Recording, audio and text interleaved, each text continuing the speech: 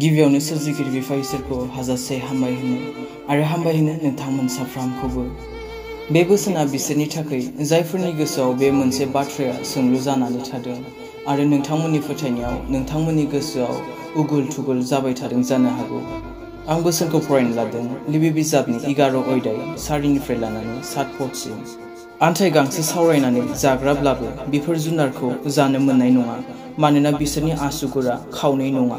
उटआ गांसो सावरायनानै जायो, आन्थाय बिनि आसुगुरा खावनै नङा, बिनिखाय बे जुनारा सुवा। आरो एन्जर जोलैनि जुनार सेट्रापहु, बेफोरो गांसो सावरायनानै जायो, आन्थाय आसुगुरा खावनै नङा, बिनिखाय बेफोर जुनारा नोंसोरनि लागै सुवा। आरो सेसाया गांसो सावरायनानै जायो, आन्थाय आसुगुर खावनै नङा, बिनिखाय नोंसोरनि लागै बेफोरो सुवा। अमाखौ जानो नाङा, बे सुवा, मानोना आसुगुरा खावनैब्लाबो आदारखौ सावरायनानै जाया। आरो बेबादिनो गोबां दंबावो, नोंथांमोना फरायबा मोननो हागोन। बेफोर गासैनिबो लास्टआव मोनसे बाथ्रा दं, बे जाहैबाय सुवा होननाय सोदोब। आरो मोनसे बोसोन नायबावनि थिनहरजानायनि 11 अध्याय 5निफ्राय लानानै 8 पदसिम। बेयाव बुंदों जाहैबाय, आङो जफा नोगोराव आरज खालामदोंमोन। बे समाव आङो मोनसे दोरसोन नुदों। बे दोरसोनाव नुनाया बेनो, गांसे गेदेर फास्रा हिबादि मोनसे मुङा खना फारब्रैयाव हमनानै नख्रांनिफ्राय आंनि सिगाङाव हरख्लायदों। आङो मोजाङै नायनानै नुबाय, बेयाव गासै रोखोमनि आथिं थोंब्रै न'नि आरो हाग्रानि जुनारफोर, हायाव मानबायग्रा जुनारफोर आरो हाग्रानि दाउसिनफोर दं। आरो आंखौ बुंनाय बे रावखौ खोनाबाय, ओ पेटर, सिखां, नोङो बेफोरखौ सिथारनानै जादो। नाथाय आङो बुंफिनदों, ओहो फोरबु, आं जाया। हुदा बादि सुवा आरो बादुवा सानजानाय मुवाफोरखौ मालाबाबो आङो आंनि खुगायाव सोआखै। आरो 9 पदआव बुंदों जाहैबाय, आरो आङो सोरगोनिफ्राय खननैनि बेबादि बुंनाय खोनादों, इसोरा जेखौ फोथारबाय बेफोरखौ नोंसोर सुवा दाबुं।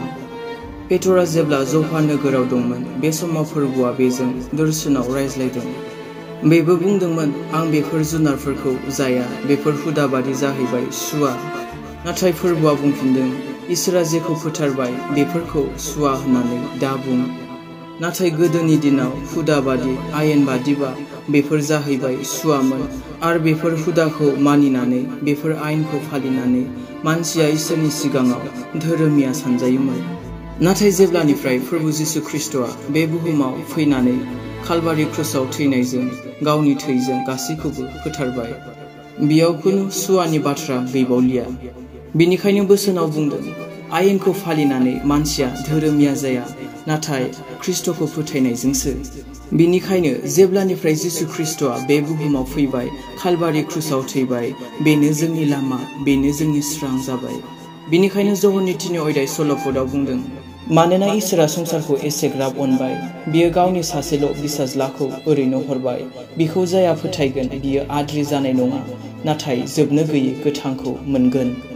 बेयाव बुंदों जाहैबाय, ख्रिस्टखौ फोथायनायजोंसो जोबनो गैयै गोथांखौ मोनगोन होननानै, हुदाखौ फालिनायजों नङा। जुदि जानायखौ बासिनानै नों बासायजायोमोनब्ला ख्रिस्टखौ फोथायनांनाय नङामोन। नों हुदाखौ फालिनानैनो धोरोमिया सानजागौमोन एबा धोरोमिया जागौमोन। 1 टिमथि चैप्टार 4 verse 1-5 आवहाय बुंदों, गोथार जिउआ रोखायै बुङो, उननि बोथोरफोराव खायसे मानसिफ्रा फोथायनायनिफ्राय उनफिनगोन। बिसोरो आन्दायहोग्रा जिउफोरखौ मानिगोन आरो बादुवा जिउफोरनि फोरोंनायखौ लागोन।